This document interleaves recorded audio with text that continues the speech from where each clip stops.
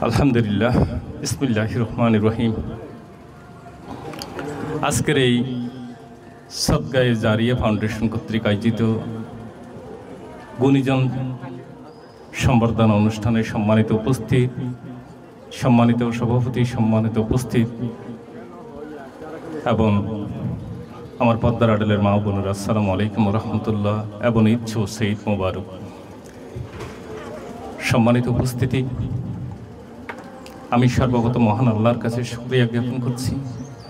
ঈদ পরবর্তী অনুষ্ঠানে আমরা সবাই যে একত্রিত হয়ে আপনাদের সামনে উপস্থিত হয়ে দুটো কলার যে বলার সুযোগ দান করেছেন, সেজন্য আমি আল্লাহর কাছে শুকরিয়া জ্ঞাপন করছি। এবং আমাদের মূল উদ্দেশ্য হযরত মুহাম্মদ মুস্তাফা সাল্লাল্লাহু আলাইহি সাল্লামের যেই দেখানো পথ আমাদের জন্য রেখে গেছেন, সেই পথে ইনশাআল্লাহ আমরা যেন চলতে পারি, সেই মহান রব্বুল আলামিনের কাছে হযরত মুহাম্মদ সাল্লাল্লাহু আলাইহি সাল্লামের কাছে দরুদ প্রেরণ করছি। সম্মানিত উপস্থিতি, আসলে এই যে গুণীজন সম্বর্ধনা অনুষ্ঠানে আমার মূল উদ্দেশ্য, আমার মূল বক্তব্য হচ্ছে, আসলে আমরা লোক দেখানো কোনো কিছু করতে আমরা অভ্যস্ত না হই। আমাদের যারা আজকে গুণীজন সম্বর্ধনা দিচ্ছে, দিবে ইনশাল্লাহ। আমরা আজকে আমাদের এখানে উপস্থিত ডাক্তার আছে, ইঞ্জিনিয়ার আছে, মেডিকেলের সায়েন্সপ্রাপ্ত ছাত্রছাত্রী আছেন, আরও বিভিন্ন ডিপার্টমেন্টের ছাত্রছাত্রীরা আছেন। আমরা আসলে চাইব, আসলে আজকে সমাজ এমন একটা পর্যায়ে চলে গেছে যে আমার একটা ছেলে, আমি ডাক্তারি পড়াইলাম, অনেক টাকা পয়সা খরচ হচ্ছে, সেটা আমি আমার সন্তানকে বলছি আমাকে লেখাপড়া করাতে অনেক টাকা পয়সা খরচ হচ্ছে। আমরা সেই অর্থটাই তাকে বোঝাতে বলি, কিন্তু আমার টাকা পয়সা খরচ করে ডাক্তারি করা মানে ডাক্তার হওয়া তো বড় কথা না। ডাক্তারটা এটা লিখতে যে কেউ লিখতে পারে, কিন্তু ডাক্তারের বিষয় যদি আমার ভিতরে, আমার অন্তরের ভিতরে আমরা যদি অনুধাবন না করি, সেই ডাক্তারের সার্থকতা আসবে না। হয়তো আমাকে ডাক্তারের বাবা বলতে পারে, হয়তো আমাকে ডাক্তার বলতে পারে, হয়তো আমাকে ডাক্তারের চাচা বলতে পারে, সেটাই হবে। কিন্তু ডাক্তারের মূল উদ্দেশ্য হচ্ছে সমাজের মাঝে অবহেলিত মানুষগুলোকে, অবঞ্চিত, চিকিৎসা বঞ্চিত মানুষগুলোকে আমার অন্তরের চক্ষু দিয়ে তাদেরকে যেন আমি সহযোগিতা করতে পারি। সেই বিষয়টা আমরা অনুধাবন না করে আমি আমার ছেলেকে আমি ডাক্তার বানালাম, আমার ছেলেকে আমাকে ইঞ্জিনিয়ারের বাবা বলবে, আমাকে ডাক্তারের বাবা বলবে, আমাকে কোরআনী হাফেজের বাবা বলবে, কিন্তু আমার কোরআনের হাফেজটিকেই মুখের মধ্যে টোটস্থ আছে, অন্তরের মধ্যে আমি ধারণ করতে পারি নাই, সেই কোরআনের হাফেজের আসলে কোনো মূল্য নেই।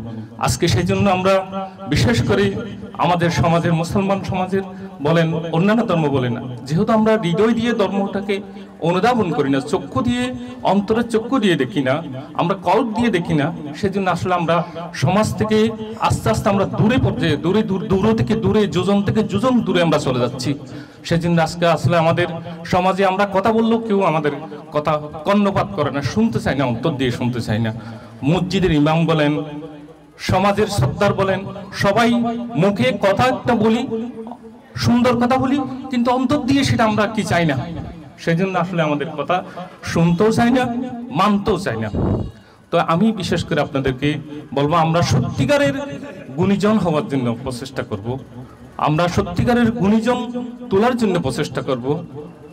সেই আশা ব্যক্ত রেখে আমি আসলে আপনাদের সামনে কথারও অনেক ছিল, বলার ইচ্ছে ছিল, কিন্তু আসলে সময়ও কম, গরমও বেশি, আপনাদের কষ্টও হচ্ছে। সেই আশা ব্যক্ত রেখে আমি বিশেষ করে আমরা অন্তরের দৃষ্টিকে আমরা যেন সমাজে যেন প্রকৃতপক্ষে গুণীজন মানুষ সৃষ্টি করতে পারি, সেই প্রচেষ্টা সবাদের প্রতি আহ্বান রেখে সেই প্রচেষ্টা করার জন্য আল্লাহর কাছে আমরা সেই আশা ব্যক্ত রেখে আল্লাহর কাছে সেই দোয়াই করি। আমার বক্তব্য এখানে শেষ করলাম। আসসালামু আলাইকুম রহমতুল্লাহি ওয়া বারাকাতুহু।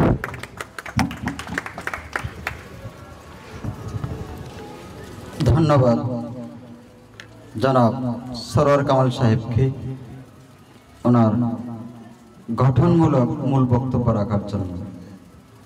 সুপ্রিয় উপস্থিতি, এখন আমাদের মাঝে বক্তব্য নিয়ে আসছেন বিশিষ্ট সমাজসেবক, শিক্ষানুরাগী ও শিক্ষাবিদ জনাব ইঞ্জিনিয়ার কামরুল ইসলাম সাহেব। সম্মানিত অতিথিকে ওনার বক্তব্য রাখার জন্য বিনীত অনুরোধ জানাচ্ছি।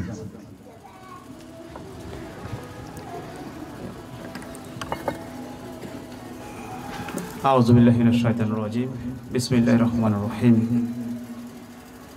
সদকা জারিয়া ফাউন্ডেশন কর্তৃক আজকের গুণীজন ডাক্তার, ইঞ্জিনিয়ার, শিক্ষাবিদ, চিকিৎসাবিদ, সমাজবিদ সমস্ত গুণীজনদেরকে নিয়ে আজকের আয়োজনের সম্মানিত আয়োজকবৃন্দ, অতিথিবৃন্দ, আসসালামু আলাইকুম ওয়া রাহমাতুল্লাহ। আমি বক্তব্য কি দিব অনেকেরই মুখস্থ মনে হয়, কারণ জনকল্যাণ স্কুলে প্রচুর কথা বলা হয় আমার। যাই হোক, তারপরে কথা বলার জন্য যখন দাঁড়িয়েছি, দু একটা বিষয় আমি কথা বলে আমার কথা শেষ করব। যেহেতু আমাদের সাবেক চেয়ারম্যান সরোয়ার কামাল ভাই উপলব্ধি করতে পেরেছেন এই প্যান্ডেলের নিচে প্রচুর গরম, সেই জন্য আমি প্রোগ্রাম খুব বেশি লম্বা করব না, সংক্ষিপ্ত বক্তব্য বলে শেষ করব। অন্যান্য ভাইয়েরা আছেন, ওনারা কথা বলবেন। আজকের যে গুণীজন সংবর্ধনার আমরা আয়োজন করেছি, এই গুণীজন সংবর্ধনার মূল মেসেজটা কি যদি আমরা উপলব্ধি করতে না পারি, তাহলে আমাদের আজকের এই সংবর্ধনা, আজকের এই আয়োজন, আজকের এই অনুষ্ঠান সব কিছু ব্যর্থ। আজকে গুণীজন সংবর্ধনা দেওয়ার মেসেজ হচ্ছে এইটাই যে সমাজে যারা ভালো কাজ করেছে তাদেরকে আমরা থ্যাংক ইউ জানাই। সমাজে যারা আগামী দিনে ভালো কাজ করার জন্য স্বপ্ন দেখছে তাদের জন্য আমাদের অগ্রিম থ্যাংক ইউ। এটাই হচ্ছে মূল মেসেজ। আজকের এই অনুষ্ঠানে যারা গুণীজন রয়েছেন ওনাদের জন্য আমার পক্ষ থেকে একটা আহ্বান থাকবে, আগামী দিনে যারা গুণীজনের এই সংবর্ধনায় যুক্ত হতে চান তাদের জন্য একটা আবেদন থাকবে। তারপর আমার কথা শেষ। আজকে যারা গুণীজন সংবর্ধনায় সংবর্ধিত হতে এসেছেন ওনাদের কাছে এই পশ্চিম ড্যামসার মাটির সন্তান হিসাবে আমার একটা আবেদন, এ সমাজের প্রতি, এ সমাজের মানুষগুলোর প্রতি আমাদের অনেক ঋণ রয়েছে। এই সমাজ আমাকে একটা পরিবেশ দিয়েছে, আমার একটা সুন্দর শৈশব দিয়েছে। এ সমাজের মানুষগুলো আমাকে অভিভাবকত্ব দিয়েছে, আমাকে পরামর্শ দিয়েছে, দোয়া করেছে। এই সমাজের মানুষগুলো আমার চলার পথের পথ ছেড়ে দিয়েছে। সব কিছু মিলিয়ে সমাজের মানুষের কাছে, এ দেশের কাছে আমরা ঋণী হয়ে গেছি। ওনাদের দোয়া, সহযোগিতা, আন্তরিকতা সব কিছু মিলে আজকে আমরা গুণীজনের আজকের এই পর্যায়ে এসেছি। সুতরাং আমাদের এই ঋণ শোধ করার এখন সময় হয়েছে। আমরা যেখানে যে যার অবস্থান থেকে আছি আমরা চেষ্টা করব এই সমাজের ঋণগুলো পরিশোধ করার জন্য। যদিও পুরোপুরিভাবে কখনোই পরিশোধ করা সম্ভব হবে না, তারপরেও চেষ্টা করব আমাদের যেটুকু লিমিটেশন রয়েছে, সীমাবদ্ধতা রয়েছে, সেই জায়গা থেকে যতটুকু সম্ভব আমরা করে যাওয়ার জন্য। এই অনুরোধটুকু আপনাদের জন্য থাকলো। আর যারা আগামী দিনের স্বপ্ন দেখছি, গুণীজন হব, স্বপ্ন দেখছি ভালো কিছু করব, তাদের জন্য আমার একটা আহ্বান, স্বপ্নটাকে বড় করেন। আমরা যখন ছোটবেলায় ছাত্র শিবির করতাম, সংগঠন করতাম, ওখানে একটা সুন্দর মেসেজ ছিল, খুব মনের মধ্যে গাঁথা, তখন থেকে, আজকে থেকে প্রায় 20 বছর আগে, এখনো মনে আছে।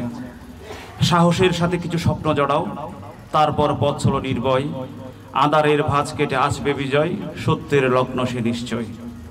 সাহসের সাথে কিছু স্বপ্ন জড়াতেই হবে এবং সেই পথ আমাদেরকে মারাতেই হবে। যদি আমি আকাশের দিকে তাকানোর সাহস না করি, আকাশে ওরা কখনোই আমাদের সম্ভব হবে না। সেই জন্য আমাদের স্বপ্নটাকে বড় করতে হবে এবং সেই স্বপ্নটাকে নির্মাণ করার জন্য সে সাহস আমাদেরকে ধারণ করতে হবে। আর যারা ডাক্তার, ইঞ্জিনিয়ার হব, আমাদের একটা কনসেপ্ট, সোশ্যাল কনসেপ্ট পরিবার থেকে বলা হয়, তোমাকে ডাক্তার হতে হবে কেন? ভালো আয় করে। তোমাকে ইঞ্জিনিয়ার হতে হবে কেন? যদি তুমি ইঞ্জিনিয়ার হও মাসে তুমি 2-3 লাখ 4 লাখ টাকা ইনকাম করতে পারবে। তোমাকে টিচার হতে হবে কেন? ভালো কলেজে শিক্ষকতা করলে মোটা বেতনের একটা চাকরি, ভালো একটা পেনশন পাবা। তোমাকে গভর্নমেন্ট এমপ্লয়ি হতে হবে। বিশ্বাস করেন, এগুলো কোনোটাই আপনাকে সুখ দিবে না, কোনোটাই আপনাকে শান্তি দিবে না। অনেকগুলো ডক্টর, অনেকগুলো ইঞ্জিনিয়ারের সাথে আমি কথা বলি, ওই ডক্টরগুলো যখন বলেন যে মাসে আমি অনেক টাকা ইনকাম করি, ওখানে আমি সুখ পাই না। যখন আমি সুখ পাই একটা গরিব রোগীকে যখন ফ্রি চিকিৎসা করাই, এই মনের প্রশান্তিটা আমার মাস শেষে লক্ষ টাকার মধ্যে আমি খুঁজে পাই না। আসলেই তাই, আসলেই তাই। আমরা এই দুনিয়ার মরিচিকার এই অর্থ, বিত্ত, স্বার্থ এগুলোর দিকে না তাকিয়ে মোরালিটির দিকে আমরা তাকাবো এবং সেভাবেই বেড়ে ওঠার চেষ্টা করব। সম্মানিত সুধী, কথা তো বলা শুরু করলে শেষ করতে মন চায় না, তারপরে স্লিপ চলে আসছে, বক্তব্য সংক্ষিপ্ত করুন। সংক্ষিপ্তই করে দিব, কারণ আমাদের এই পৃথিবীর জার্নিটাই সংক্ষিপ্ত, খুব ছোট্ট জীবন। আমার সেদিনও মনে পড়ে যে খুব বেশি দেরি নয়, আমি ওখানে বসেছিলাম ছাত্র হিসাবে, আজকে আমি শিক্ষক হিসেবে এখানে দাঁড়িয়ে আছি। সংক্ষিপ্ত জীবন, একটা শর্ট ডিউরেশন, এই সংক্ষিপ্ত বক্তব্যের মতো। বক্তব্য সংক্ষিপ্ত করুন, শর্ট একটা ডিউরেশনে পৃথিবীতে এসেছি। আমার সেদিনও মনে হচ্ছে যেন আমি মাঠে খেলছি, স্কুলে পড়ছি, আজকে অনেক বড় হয়ে গেলাম, আমিও মেয়ের বাবা, ছেলের বাবা হয়ে যাচ্ছি। আমিও সেদিন বাচ্চা ছিলাম। হয়তো যে সময়টা আমাদের সামনে আছে সংক্ষিপ্ত জীবন। আমরা চেষ্টা করব এই দুনিয়ার গুণীজন সংবর্ধনায় সংবর্ধিত হতে পেরেছি আর না পেরেছি আমার কোনো দুঃখ নেই। পরকালে কালকের কিয়ামতের মাঠে যেন আল্লাহ সুবহানাহু ওয়া তাআলার কর্তৃক আমি একজন মুত্তাকি, মুমিন এবং জান্নাতি হিসাবে যেন সংবর্ধিত হতে পারি, সে চেষ্টাটুকু আমাদের করতে হবে। এই সংক্ষিপ্ত বক্তব্যের মতো জীবনের ছোট গল্প, সংক্ষিপ্ত গল্প খুব সহজেই শেষ হয়ে যাবে। আমি আশা করব এই ছোট জীবনটাকে আমরা এমনভাবে তৈরি করব, দুনিয়ার সংবর্ধনার জন্য নয়, কালকে কিয়ামতের ময়দানে আখিরাতে সংবর্ধনার জন্য প্রস্তুতি গ্রহণের মাধ্যম হিসাবে এই জীবনটাকে আমরা নিব। সেভাবে আমরা এগিয়ে যাব। সদকা জারিয়া ফাউন্ডেশন দীর্ঘদিন ধরে কাজ করে আসছে, খুব কাছ থেকে তাদেরকে দেখছি, তাদের সুন্দর সুন্দর কাজগুলোর জন্য মোবারকবাদ। প্রত্যাশা থাকবে আগামী দিনে তারা আরও সুন্দর কিছু কাজ করবেন, আর আমরাও ইনশাআল্লাহ তাদেরকে সর্বাত্মক সহযোগিতা দেওয়ার জন্য আন্তরিক চেষ্টা করব। ওনাদেরকে আজকের এই সুন্দর আয়োজনের জন্য আবারও আন্তরিক ধন্যবাদ জানিয়ে আমার সংক্ষিপ্ত কথা এখানে শেষ করছি। আসসালামু আলাইকুম ওয়া রাহমাতুল্লাহ।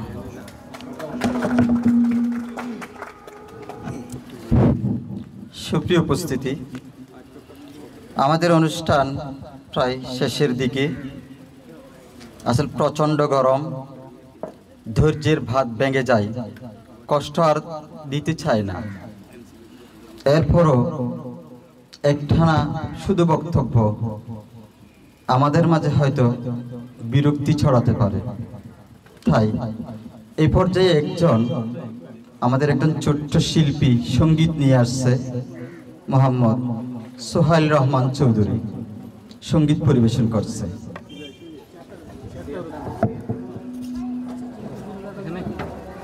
আচ্ছা, নাইলে করে চলো।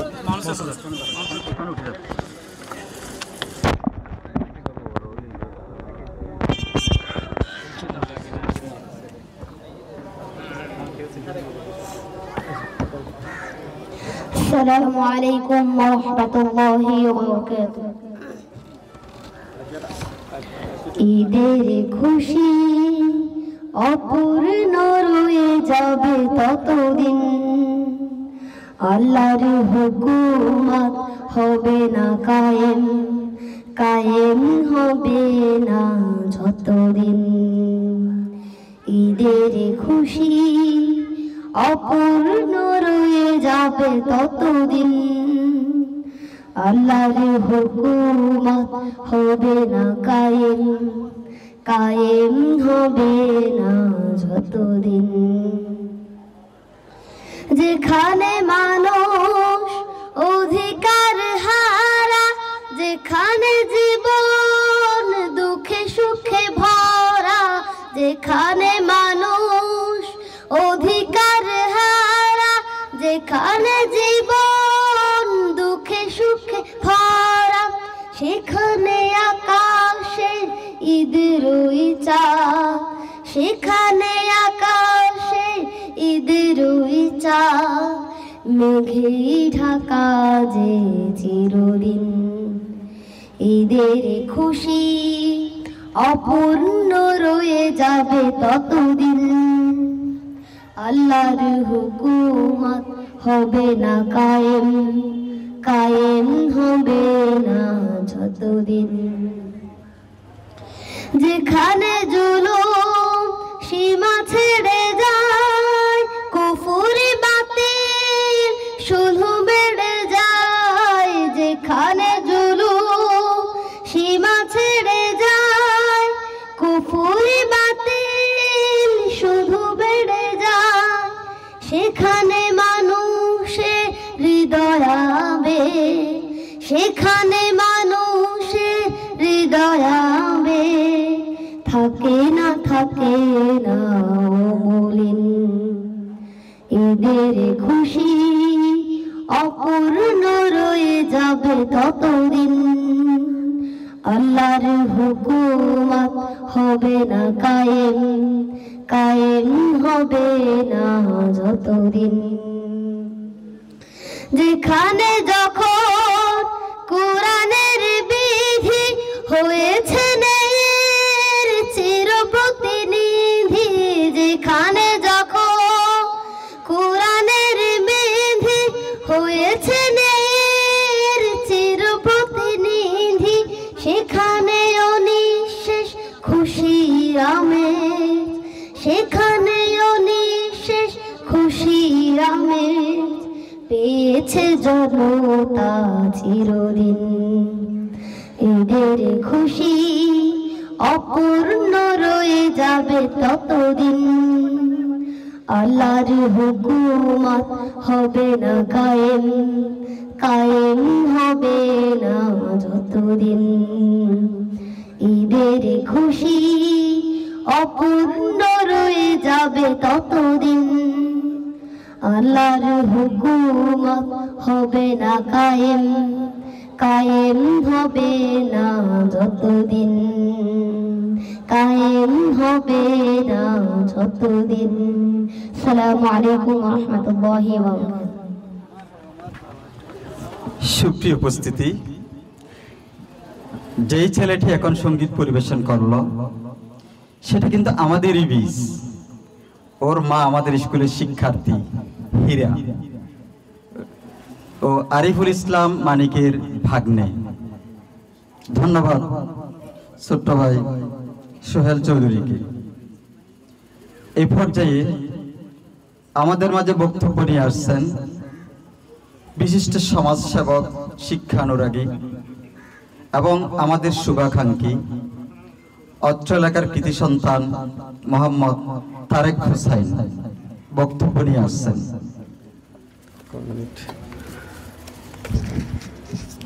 বিসমিল্লাহির রহমানির রহিম। প্রেসিডেন্ট শাহ সাদকায়ে জারিয়া ফাউন্ডেশন কর্তৃক আয়োজিত আজকের সুন্দর গুরুজন সংবর্ধনা অনুষ্ঠানের আয়োজক বৃন্দ, সম্মানিত গুণীজন বৃন্দ, সম্মানিত উপস্থিতি, আসসালামু আলাইকুম ওয়া রাহমাতুল্লাহি তাআলা ওয়া বারাকাতুহু। সম্মানিত উপস্থিতি, সময় কম, অল্প কথা বলার চেষ্টা করব। আমরা সবাই জানি বৈষম্য বিরোধী মহান আন্দোলনের মাধ্যমে একটি নতুন বাংলাদেশ আমরা পেয়েছি। এই নতুন বাংলাদেশের পিছনে আপনারা জানেন আমাদের হিসেবে এই পর্যন্ত 1587 জন মানুষ এখানে নিহত হয়েছে। যে নিহতের তালিকায় 11 জন নারী রয়েছেন, 24 জন রিক্সা চালক রয়েছেন, হাফেজে কোরআন 14 জন রয়েছেন, মাদ্রাসা ছাত্র রয়েছে শতাধিক। এই ধরনের অনেক মানুষের সংগ্রাম এবং ত্যাগের মাধ্যমে আমরা যে নতুন বাংলাদেশ পেয়েছি, এই নতুন বাংলাদেশকে মানুষের বাসযোগ্য, নিরাপদযোগ্য, ফ্যাসিবাদ মুক্ত, ন্যায় ইনসাফের একটি সুন্দর বাংলাদেশ তৈরি করা আজকে আমাদের আপনাদের সবার দায়িত্ব। সম্মানিত উপস্থিতি, আল্লাহ রাব্বুল আলামিন এই দুনিয়া সৃষ্টি করার পর এবং মানুষদেরকে দুনিয়া প্রেরণ করার পর তাহার একটি উদ্দেশ্য রয়েছিল। উদ্দেশ্যটি হলো একটি এই পৃথিবীটা, এই রাষ্ট্র, এই সমাজ একটি সুন্দর বাগান। এই বাগানে যারা জন্মলাভ করেছে তাদের উচিত, তাদের দায়িত্ব এটিকে বাগান হিসেবে ধারণ করা।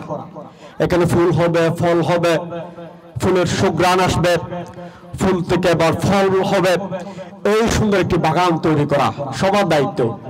কিন্তু বিভিন্ন কারণে, বিভিন্ন ধরনের মানুষের বিভিন্ন তৎপরতার কারণে এই বাগানটি শেষ পর্যন্ত বাগানে থাকে না, এটি বন হয়ে দাঁড়ায়। এখানে কীট পতঙ্গ, এখানে বিভিন্ন অসামাজিক উৎপাত, বিভিন্ন অনিয়ম অপরাধের কারণে এই সুন্দর বাগানটি বন হয়ে দাঁড়ায়। এই বনটি তখন মানুষের জন্য আর কখনো নিরাপদ থাকে না। এই বনটি সব মানুষের জন্য অনিরাপদ এবং অত্যন্ত বেশি কষ্টদায়ক হয়ে দাঁড়ায়।